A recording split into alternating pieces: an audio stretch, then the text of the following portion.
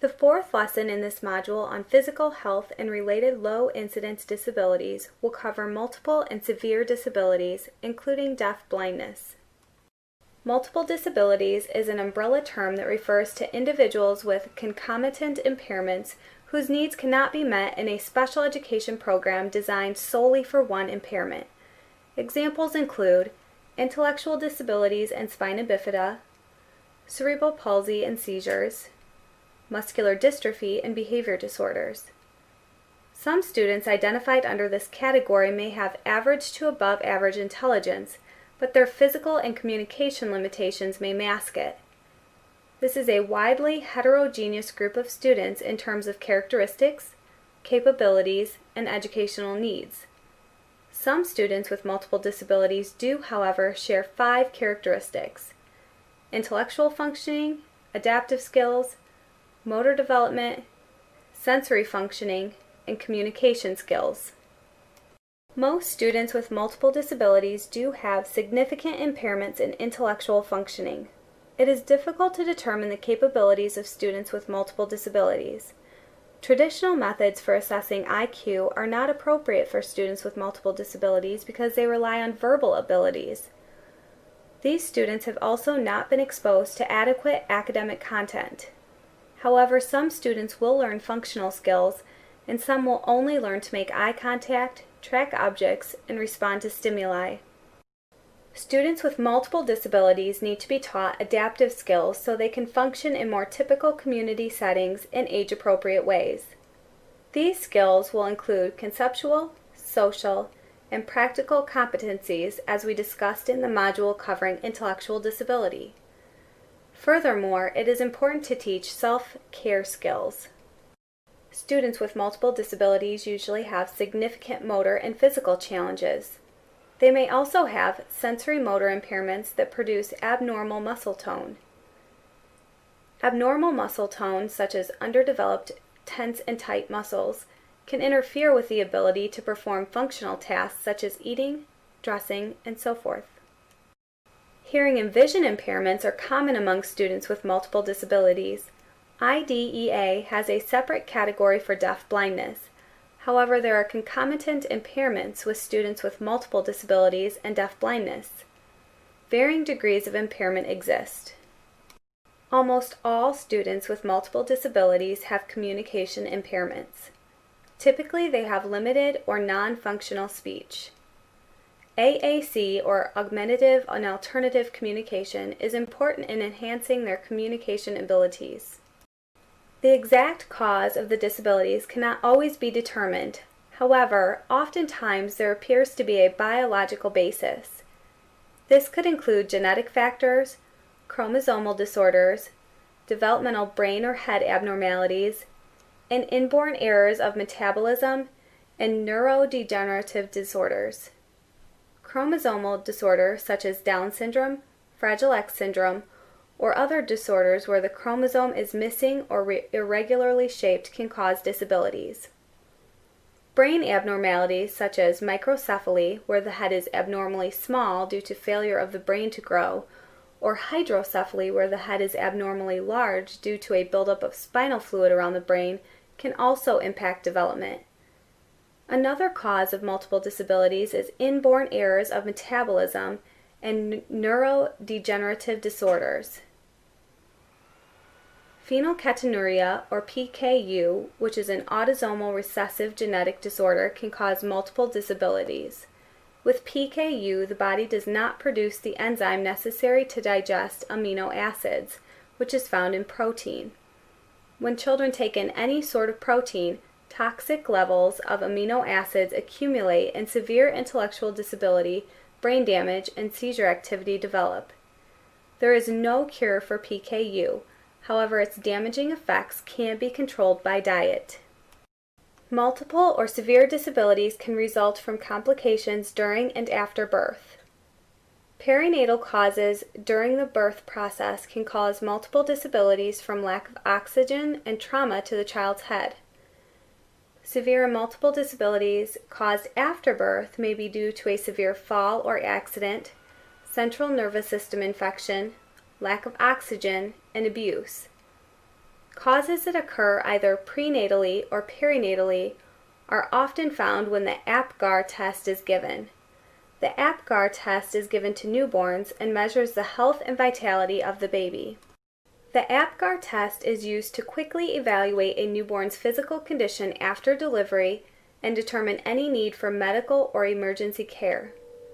APGAR is an acronym that stands for Activity, Pulse, Grimace, Appearance, and Respiration. It is given at 1 minute after birth and again at 5 minutes after birth and is rated on a scale from 0 to 2 for each factor. If a child's score is below 7 after 1 minute or below 10 after 5 minutes, that's a cue that they need to provide medical intervention. Many of the children with moderate and severe disabilities start off life with a very low APGAR score and spend a great deal of time in the hospital when they were first born. We discussed earlier that there is a genetic basis to disabilities identified under multiple disabilities. These genetic conditions can be categorized by autosomal dominant conditions and autosomal recessive conditions. Autosomal dominant conditions occur when a dominant gene causes the disability.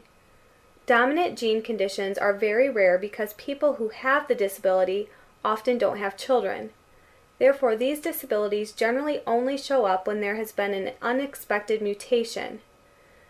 Neurofibromatosis and tuberous sclerosis are two autosomal dominant conditions. In both cases, tumors grow on organs of the body and can cause disability depending on the organ or organs affected. This illustration provides a breakdown of dominant conditions. On the left, the illustration shows both the man and the woman as carriers of the autosomal dominant condition. If both parents pass the dominant gene onto the child, the mother would miscarry. There would be a 25% chance that this would be the outcome. However, there is a 50% chance of either parent passing on the gene. On the right, only one parent is a carrier, and there is again a 50% chance that the parent will pass on the gene. With autosomal recessive conditions, 2 recessive genes are needed to cause a disability. These conditions are much more common than autosomal dominant conditions. 2 recessive genes are needed to cause the condition. However, if one gene is passed on, the individual will be a carrier of the condition.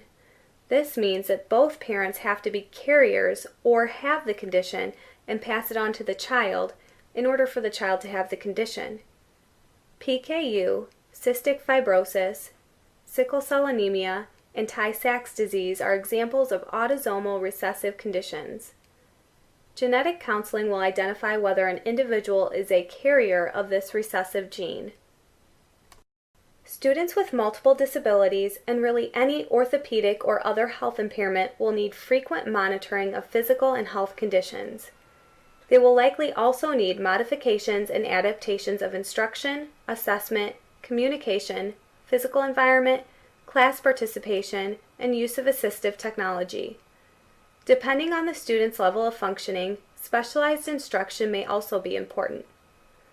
Specialized instruction strategies are techniques for teaching students and allowing students to respond in a way that builds on their abilities. For example, teaching phonics or communication skills to students who are nonverbal through nonverbal reading approach or augmentative and alternative communication. Specialized expanded curriculum, on the other hand, teaches students other skills that are necessary to increase their functioning. For example, teaching use of assistive technology and AAC modes as a method to enhance their independence or self-care. While deaf-blindness does not fall under multiple disabilities and has its own category, we will add it to this lesson. Deaf-blindness means concomitant impairments in hearing and vision, the combination of which causes such severe communication and other developmental and educational needs that students cannot be accommodated in special education programs solely for children with deafness or children with blindness. Students with deaf-blindness represent an extremely heterogeneous population. They may exhibit cognitive deficits, physical impairments, and complex health needs. Furthermore, they may need support for speech and language development and social and behavior skills. Learning can be challenging when you cannot see or hear. Learning to communicate without the ability to hear and see is probably the most significant challenge that students with deaf blindness will encounter. Key communication systems may include touch cues, object symbols, multiple versions of sign language, Braille, fingerspelling, picture symbols, and large print. Learning to navigate the environment is also an area of consideration. Orientation and mobility specialists will work with students so they learn to safely and independently navigate the environment. Many specialists typically work with students who are deaf-blind. These can include vision teachers, orientation and mobility specialists, interpreters, physical and occupational therapists, and others. It is important to collaborate frequently and keep lines of communication open to ensure that the needs of the students are being met and crossover of skills and generalization is taking place. Before we end this lesson, take a minute to review this slide.